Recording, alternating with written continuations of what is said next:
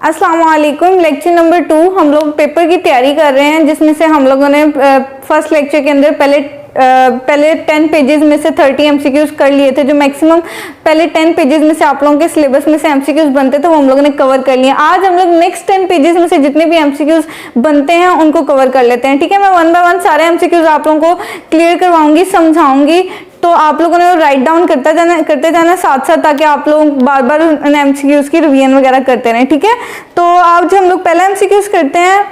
मैं रीड करती हूँ एमसीक्यूज। इन 1850 French biologist dash name them bacteria, के कौन सा बायोलॉजिस्ट था जिसने बैक्टीरिया को नाम दिया था। ठीक है, 1850 में बैक्टीरिया को नाम दिया था, उस साइंटिस्ट का नाम क्या है। उन्होंने काफ़ी ज़्यादा इंट्रोडक्शन दे दिया कि बैक्टीरिया को जिसने नाम दिया था, जिस साइंटिस्ट ने नाम दिया था, उसने नाम 1850 में दिया था। दूसरी बात तो फ्रेंच साइंटिस्ट था, तो इससे आप लोगों को काफ़ी हिंट मिल जाता है कि वो साइंटिस्ट का नेम क्या होगा। आगे उन्होंने ऑप्शन दिए हुए हैं साइंटिस्ट के नेम के, कि पहला ऑप्शन है डेविड बेलिटमोर, सेकेंड है लिवेन हुक, थर्ड है फ्रेडरिक मूलर और फोर्थ है कैसिमिर बेवेन। ठीक है, तो आप लोगों को करेक्ट ऑप्शन पता होगा, क्योंकि आप लोगों के लेक्चर्स के अंदर जब मैंने आप लोगों को पढ़ाया था, जब मैंने आप लोगों को लेक्चर्स डिलीवर किए थे, तब हम लोगों ने उन पेजेस में पढ़ा था कि बैक्टीरिया को किसने नाम दिया था, और साइंटिस्ट का नाम था कैसिमिर बेवेन। ठीक है, ये आप लोगों को याद हो गया एमसीक्यू। ठीक है, इसमें कोई कंसेप्ट वाली बात नहीं है, ये बिल्कुल आप लोगों का एक कंसेप्ट इसमें होता ही नहीं है, ये आप लोगों को लर्न करना है खुद। ठीक है, नेक्स्ट एमसीक्यू है डैश इन्वॉल्व्ड इन स्ट्रेप थ्रोट। ठीक है, कौन सा, बेसिकली बैक्टीरिया की बात हो रही है। ठीक है, बैक्टीरिया हम लोगों ने पढ़े थे, बैक्टीरिया की शेप्स के लिहाज से अगर मैं बैक्टीरिया की क्लासिफिकेशन करूं तो हम लोगों ने बैक्टीरिया को 3 शेप्स के अंदर क्लासिफाई किया था। ठीक है, पहली शेप हम लोगों ने पढ़ी थी कोकाई, सेकेंड हम लोगों ने पढ़ी थी बेसिला, और थर्ड हम लोगों ने पढ़ी थी स्पाइरल शेप। ठीक है, तो अगर मैं कोकाई की बात करूं तो वो ऐसी शेप थी जो स्फेरिकल थी, सर्कल में थी। ठीक है, स्फेरिकल हो, ओवल हो, सर्कुलर हो, ऐसी शेप को क्या नाम दिया हुआ था, ऐसी शेप को हम लोगों ने कोकाई नाम दिया हुआ था। अब ऐसी बैक्टीरिया जो रोड शेप थी, सिलेंड्रिकल थी, रोड शेप थी या सिलेंड्रिकल थी, उसको हम लोग क्या कहते हैं, उसको हम लोग बेसिलाई कहते हैं। ये सारा का सारा लेक्चर मैं आप लोगों को दे चुकी हूँ, पीछे आप लोगों ने पढ़ा होगा, बस आप लोगों ने रिवीजन करनी है। ठीक है, उसके बाद जो थर्ड शेप हम लोगों ने पढ़ी थी, थर्ड शेप हम लोगों ने पढ़ी थी स्पाइरल शेप। ठीक है, उसके अंदर कोमा शेप भी आता था, रिंग शेप भी आती है। ठीक है, ये सारी की सारी कौन सी शेप है, स्पाइरल शेप है। ठीक है, तो हम लोगों ने बैक्टीरिया की 3 शेप्स पढ़ी थी। अब एमसीक्यूज क्या है, डैश इन्वॉल्व्ड इन स्ट्रेप थ्रोट, कौन सा बैक्टीरिया जिसमें स्ट्रिप बनती है, एक पट्टी बनती है। अब ऐसे कोकाई जिसमें सारे कोकाई सेल्स लाइन के अंदर होंगे, पट्टी की शक्ल में होंगे, स्ट्रिप में होंगे, उसको हम लोग क्या कहते हैं, उनको हम लोग स्ट्रिप्टोकोकाई कहते हैं। ठीक है, अगर बेसिलाई होगा तो उसको हम लोग क्या कहेंगे, ये जैसे बेसिलाई है, अगर ये लाइन में होंगे तो इनको हम लोग क्या कहेंगे, स्ट्रेप्टो बेसिलाई। ठीक है, तो ऑप्शंस हम लोग देख लेते हैं कि इन दोनों में से उन्होंने कौन सा ऑप्शन दिया। इन दोनों में से उन्होंने दिया हुआ है बेसिलाई, डिप्लोकोकाई, स्ट्रेप्टोकोकाई और नन ऑफ दीज। ठीक है, उन्होंने पूछा स्ट्रेप थ्रोट किस में था। बेसिलाई की अगर बात की जाए तो बेसिलाई एक सिंगल रोड शेप बैक्टीरिया है। आगे स्ट्रेप्टोकोकाई उन्होंने दिया हुआ है, स्ट्रेप्टोकोकाई पता है हमें कि ये लाइन के अंदर होता है, स्ट्रेप बनाता है, तो इसका करेक्ट ऑप्शन क्या है, स्ट्रेप्टोकोकाई। थर्ड ऑप्शन है डिप्लोकोकाई, डिप्लोकोकाई होता है 2, ठीक है, पेयर के अंदर जो उनसे 2 होते हैं उनको हम लोग क्या कहते हैं, डिप्लोकोकाई कहते हैं। इसके अलावा fourth option none of these, इनमें से कोई भी नहीं, लेकिन हमें पता है कि स्ट्रेप्टोकोकाई इनमें से करेक्ट ऑप्शन है। ठीक है, आगे हम लोग नेक्स्ट एमसीक्यूज की बात कर लेते हैं। The cocci that remain in pair after reproduction are called. MCQs है ऐसा कोकाई जो पेयर्स के अंदर रहे रिप्रोडक्शन के बाद, उस बैक्टीरिया की शेप को हम लोग क्या कहेंगे। ठीक है, ऐसा कोकाई जो पेयर्स में रहे। अब ये 2 कोकाई हैं, पेयर में हैं, इनको हम क्या नाम देंगे, इसको हम नाम देंगे डिप्लोकोकाई। ठीक है, मैं ऊपर बता चुकी हूँ कि अगर एक ओवल शेप बैक्टीरिया होगा तो उसको हम लोग कोकस कहेंगे। ठीक है, COCCOS, ठीक है, US कोकस कहेंगे। अगर 2 होंगे तो डिप्लोकोकाई कहेंगे, अगर 2 से ज्यादा हो और लाइन में हो तो उनको हम लोग स्ट्रेप्टोकोकाई कहेंगे, और अगर लाइन में ना हो, इरेगुलर हो, क्लस्टर हो, ग्रुप हो सेल्स का, रैंडम हो, इस तरह फैले हुए उल्टे सीधे, तो इनको हम लोग क्या कहते हैं, इनको हम लोग स्ट्रेफाइलोकोकाई कहते हैं। ठीक है, ये सारी की सारी मैंने प्रीवियस लेक्चर के अंदर आप लोगों को सारी की सारी शेप्स डिटेल में डिस्क्राइब की थी। ठीक है, तो एमसीक्यूज आप लोगों का है The cocci that remain in pairs after reproduction are called Staphylococci, Streptococci, Bacilli और Diplococci। तो हम लोगों को पता है कि वो Diplococci जो से ऐसे कोकाई होते हैं जो पेयर के अंदर होते हैं, ठीक है, दो जोड़े में होते हैं, ठीक है। नेक्स्ट एमसीक्यूज है, a spherically shaped bacterium is known as streptococci, bacillus, staphylococci और कोकस। अब स्फेरिकल शेप्ड बैक्टीरियम, ऐसा सिंगल बैक्टीरिया का सेल जो स्फेरिकल हो, सर्कल हो, ओवल में हो, खोखला हो अंदर से, तो ये मैंने बताया था कि कौन सी शेप है, ओवल शेप है और इसका नाम क्या था, कोकाई, ठीक है। अगर एक बैक्टीरियम की बात हो रही है तो वो उसको हम लोग क्या कहेंगे, इसको हम लोग कोकस कहेंगे, ठीक है। नेक्स्ट एमसीक्यू है, बैसिलस बैक्टीरिया आर डैश, कि जो बैसिलस बैक्टीरिया हैं वो किस शेप के होते हैं। मैंने बताया था कि बैक्टीरिया की 3 शेप्स होती हैं, ओवल शेप, रोड शेप या स्पाइरल शेप, ठीक है। जो ओवल शेप है या स्फेरिकल शेप है उनको हम लोगों ने क्या नाम दिया था, उनको हम लोगों ने नाम दिया था कि कोकाई नाम दिया था। जो रोड शेप है उनको हम लोगों ने बैसिला नाम दिया था और जो थर्ड वाले थे स्पाइरल शेप उनको हम लोगों ने स्पाइरिला वगैरह नाम दिया था, ठीक है। तो bacillus bacteria are, bacillus bacteria हैं उनके शेप क्या होती है, रोड शेप होती है, स्पाइरल शेप्स होती है कि स्फेरिकल शेप होती है। तो हमें पता है बैसिलस जितने भी होंगे उनकी रोड ही शेप होगी, सिलेंड्रिकल होगी, रोड होगी, ठीक है।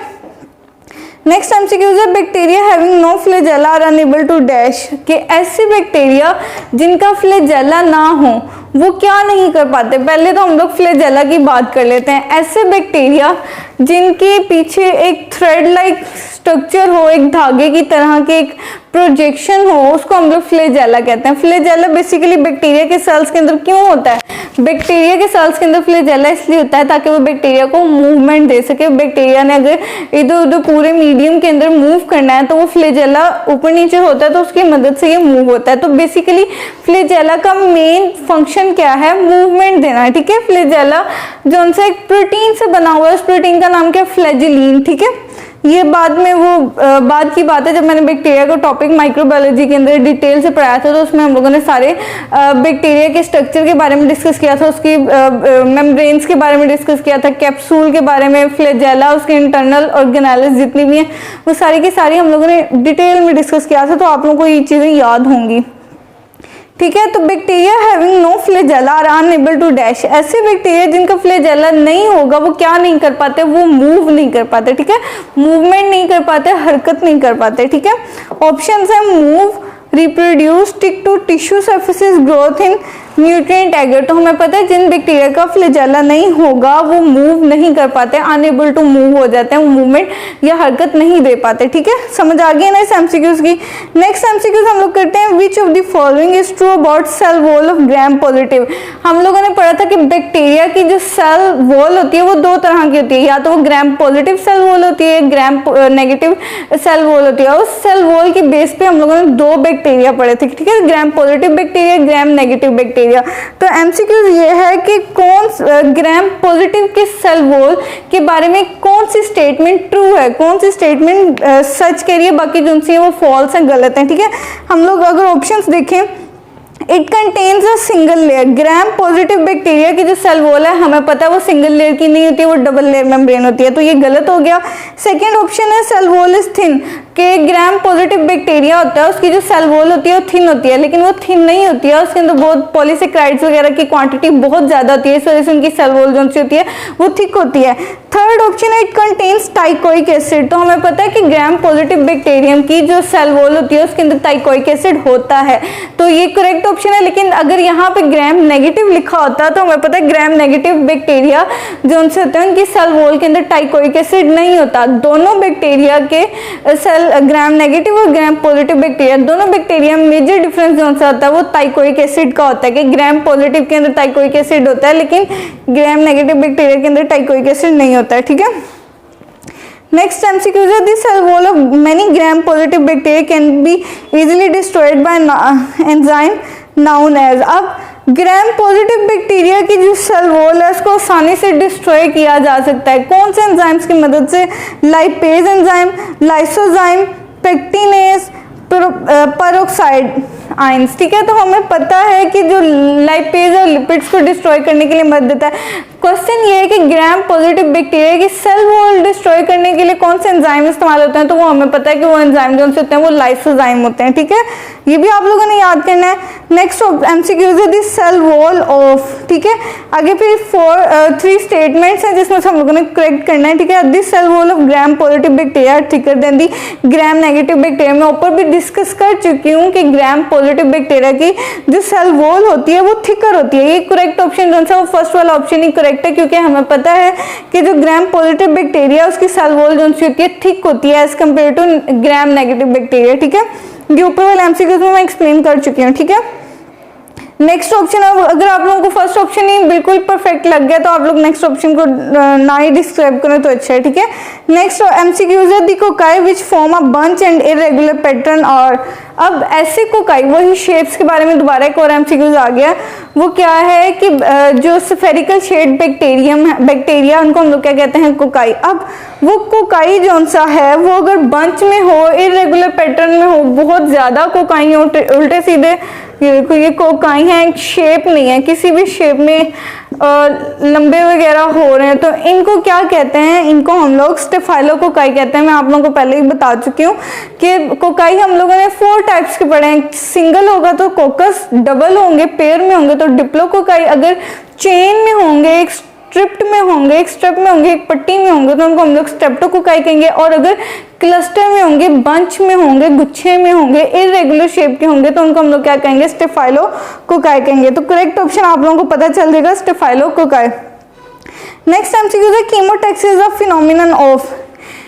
कीमोटैक्सिस कौन सा प्रोसेस है, कौन सा अमल है, इसमें क्या होता है, swimming away of bacteria, swimming towards a bacteria, swimming away और towards of bacteria in presence of chemical compound. तो हमें पता है कीमोटैक्सिस में बैक्टीरिया जो है वो अवे भी मूव करता है, टुवर्ड्स भी मूव करता है। तो इसका करेक्ट ऑप्शन क्या है, सी ऑप्शन इसका करेक्ट है। आगे नेक्स्ट एमसीक्यूज हम लोग डिस्कस कर लेते हैं। The structure responsible for the motility of bacteria is, ये मैं पहले बता चुकी हूँ कि कौन सा स्ट्रक्चर बैक्टीरिया की मोर्टेलिटी के लिए रिस्पॉन्सिबल होता है, बैक्टीरिया को मूवमेंट कौन सा स्ट्रक्चर देता है, तो वो हमें पता है कि flagella is responsible for the movement of the bacteria, ठीक है। ऑप्शन है शीथ, कैप्सूल, फ्लैजेला, पाइली, ठीक है। इनमें से आप लोगों को ये सारे के सारे मैं बता चुकी। कैप्सूल जो है वो मेम्ब्रेन बनाता है, इसके बाद पाइली भी जो है छोटे छोटे स्ट्रक्चर्स होती हैं, प्रोजेक्शंस होती हैं बहुत पतली सी। आगे नेक्स्ट एमसीक्यूज है पेरिप्लाज्म इज डैश। पेरिप्लाज्म किसे कहते हैं, ये भी मैं आप लोगों को बता चुकी हूँ कि इनर और आउटर मेम्ब्रेन जो सी होती है ग्राम नेगेटिव बैक्टीरिया की, ग्राम नेगेटिव बैक्टीरिया की इनर और आउटर मेम्ब्रेन के दरमियान जितना भी एरिया होता है उसको हम लोग क्या कहते हैं, पेरिप्लाज्म कहते हैं। तो पहला ऑप्शन है the area between the inner and the outer membrane of the gram positive bacteria. This is wrong, क्योंकि मैंने बताया कि ग्राम नेगेटिव बैक्टीरिया के इनर आउटर मेम्ब्रेन के दरमियान के एरिया को हम लोग पेरिप्लाज्म कहते हैं, ग्राम नेगेटिव बैक्टीरिया के, ठीक है। ग्राम पॉजिटिव बैक्टीरिया का मैंने जिक्र नहीं किया, ठीक है। तो करेक्ट ऑप्शन क्या होगा, बी वाला, कि the area between the inner and the outer membrane of gram negative bacteria, ठीक है। नेक्स्ट एमसीक्यू है which of the following has peptidoglycan as the major constituent of cell wall. ये तो हर किसी को पता है कि जो ग्राम पॉजिटिव बैक्टीरिया उनकी सेल वॉल के अंदर सबसे ज्यादा क्या पाया जाता है, पेप्टाइडोग्लाइकैन पाया जाता है, ठीक है। ऑप्शन है gram negative bacteria, gram positive bacteria, fungi, none of these. तो हमें पता है कि ग्राम पॉजिटिव बैक्टीरिया की सेल वॉल ज्यादातर किस चीज से बनी है, उसमें सबसे ज्यादा क्वांटिटी किस चीज की है, वो पेप्टाइडोग्लाइकैन की है। The common word for the bacteria which are curved rod is. अब कर्व्ड रोड, मुड़ी हुई रोड्स, मतलब ये कर्व शेप है, ये कर्व शेप है, तो इस शेप के बैक्टीरिया को हम लोग क्या नाम देते हैं, इस शेप के बैक्टीरिया को हम लोग स्पाइरिला कहते हैं, ठीक है। मैंने 3 शेप्स बैक्टीरिया की बताई थी कि अगर वो स्फेरिकल होगी, सर्कुलर होगी तो उसको हम लोग क्या कहेंगे, कोकाई कहेंगे। रोड शेप्ड हो गया तो बेसिलाई कहेंगे, और अगर कर्व शेप्ड होगी, स्पाइरल शेप्ड होगी तो उसको हम लोग क्या कहेंगे, स्पाइरिला, ठीक है। नेक्स्ट एमसीक्यू है selective media contain ingredients to dash the growth of the bacteria. Increase decrease both and B none of the above. तो ऑब्वियसली डिक्रीज करने के लिए हम लोग किसी भी मीडिया के अंदर ऐसे इंग्रेडिएंट्स रखते हैं, किसी भी चीज़ को हम लोगों ने जरासीमों से पाक करना हो, बैक्टीरिया से पाक करना हो, तो उस चीज़ को जब हम लोग मीडिया के अंदर रखेंगे, सिलेक्टिव मीडिया के अंदर रखेंगे, तो उसके अंदर हम लोग ऐसी इंग्रेडिएंट्स डालेंगे, ऐसी चीज़ें डालेंगे ताकि उसके ऊपर से जितनी बैक्टीरिया की ग्रोथ है वो डिक्रीज होना शुरू हो जाए, कम होना शुरू हो जाए, ताकि स्टेरिलाइजेशन का प्रोसेस होता रहे। आगे हम लोग डिस्कस कर लेते हैं सम ऑफ द स्ट्रेप्टोकोकाई कोज के जो से स्ट्रेप्टोकोकाई होते हैं। मैंने बताया कि बेसिलाई बैक्टीरिया की 3 टाइप्स होती हैं, शेप के लिहाज से 3 क्लासिफिकेशन होती है। अगर सर्कुलर होगा तो कोकाई, रोड शेप्ड होगा तो बेसिलाई, और अगर कर्व शेप में होगा तो स्पाइरुला। तो ऐसे स्ट्रेप्टोकोकाई क्या कोज करते हैं, वो क्या कोज करते हैं? ऑप्शन है scarlet fever, strep throat, scarlet fever and sore throat and none. तो हमें पता है जो स्ट्रेप्टोकोकाई अगर हम लोग अपनी डाइट के थ्रू इनटेक करें, किसी भी किस्म से अगर हम लोगों को स्ट्रेप्टोकोकाई इनटेक वगैरह कर ले, तो उससे हमें क्या हो जाता है, हमारे गले में खराश पैदा हो जाती है, ठीक है, सोर थ्रोट हो जाता है, इसके अलावा हमें फीवर हो जाता है। और कौन सा फीवर? स्कारलेट फीवर हो जाता है, ठीक है। नेक्स्ट एमसीक्यूज है dash are cultivated on mannitol salt agar. अब मैनिटोल सॉल्ट एगर के ऊपर हम लोग क्या कल्टीवेट कर सकते हैं, हम लोग क्या ग्रो कर सकते हैं, कौन सा बैक्टीरिया ग्रो कर सकते हैं? वो हम लोग स्टेफाइलोकोकाई वाला बैक्टीरिया हम लोग ग्रो कर सकते हैं, ठीक है, ये भी आप लोगों को पता होगा। आगे नेक्स्ट एमसीक्यूज है agar is a dash derived from the marine algae. अब समुद्री एल्गी जितनी भी है, समुद्री एल्गी जितनी भी है, उसमें से जो एगर हमें हासिल होता है, वो एगर किस चीज़ का ज़्यादा बना होता है? अल्कलॉइड का, डाइसेक्राइड का, पॉलीसेक्राइड का, कि नन ऑफ द अबव। तो हमें पता है कि वो एगर ज़्यादातर पॉलीसेक्राइड पर डिपेंड होता है, पॉलीसेक्राइड पर मुश्तमिल होता है, ठीक है। The media about which one can not be certain of the exact component called dash natural media, selective media, enriched media, both B and C. ऐसा मीडिया जिसके अंदर हम लोग एग्जैक्ट कंपोनेंट्स जो उनसे क्लैरिफाई नहीं कर सकते, हम लोग एग्जैक्ट कंपोनेंट्स बिल्कुल नहीं बता सकते कि इसके अंदर ये चीज़ें ज़रूर होंगी, तो वो जो ऐसे मीडिया को हम लोग क्या कहते हैं? नेचुरल मीडिया, क्योंकि वो कुदरती तौर पर होता है, ठीक है। उसके अंदर हम लोग खुद नहीं डिस्क्राइब कर सकते कि यार इसमें ये चीज़ें पाई जाती। लेकिन जब हम लोग सिलेक्टिव मीडिया की बात करें या एनरिच्ड मीडिया की बात करें, तो उसमें जितने भी कंपोनेंट्स होते हैं वो हम लोग खुद डालते हैं, ठीक है, हम लोग खुद वो ऐसे मीडिया बनाते हैं। तो ऐसे मीडिया जो होते हैं उनके कंपोनेंट्स का हमें पता होता है, लेकिन नेचुरल मीडिया जो है वो ऐसे मीडिया हैं जिनके कंपोनेंट्स का हमें पता नहीं होता, हमें पता करना होता है, ठीक है। हम लोगों को उसके टेस्ट वगैरह करने पड़ते हैं, एक्सपेरिमेंट्स करने पड़ते हैं, फिर हम लोगों को पता चलता है कि इस मीडिया के कंपोनेंट्स कौन कौन से हैं, ठीक है।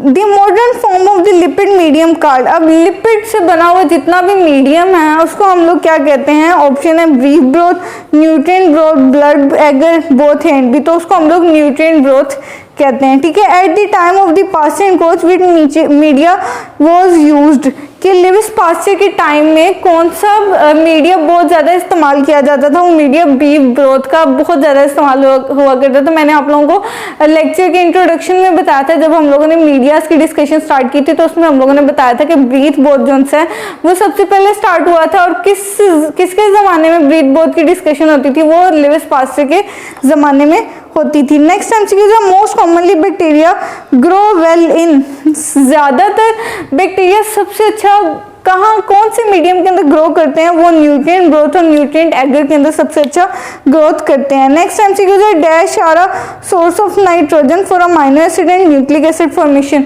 अमाइनो एसिड और न्यूक्लिक एसिड को बनाने के लिए कौन सा नाइट्रोजन का सोर्स सबसे अच्छा होता है? ठीक है, ऑप्शंस हम लोग देख लेते हैं।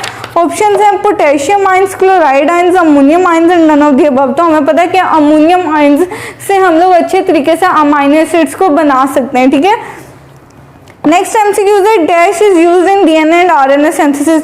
आरएनए और डीएनए को बनाने के लिए क्या इस्तेमाल होता है? Magnesium sulphate, ammonium sulphate, both A and D, और फोर्थ ऑप्शन है फॉस्फेट। तो हमें पता है कि DNA stand for deoxyribo nucleic acid और RNA stand for ribo nucleic acid. तो हमें पता है कि जो सिंगल स्ट्रक्चर है वो तीन चीज़ों पर, न्यूक्लियोटाइड किन तीन चीज़ों पर मुश्तमिल होता है, शुगर पे, नाइट्रोजनस बेस पे और इसके अलावा फॉस्फेट पे।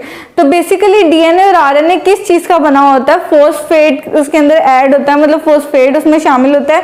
डीएनए और आरएनए के अंदर मैग्नीशियम सल्फेट बिल्कुल नहीं होता, अमोनियम सल्फेट बिल्कुल भी नहीं होता है। अब maintains a stable internal environment in option है sodium chloride in cytoplasm, potassium phosphate in cytoplasm, phosphate in mitochondria both and C. तो हमें पता है कि सोडियम क्लोराइड NaCl जो सा है वो साइटोप्लाज्म के अंदर इंटरनल इन्वायरमेंट को स्टेबल करता है, स्टेबल रखने की मेंटेनेंस करता है। कौन, सोडियम क्लोराइड, कहाँ पर, साइटोप्लाज्म में, ठीक है।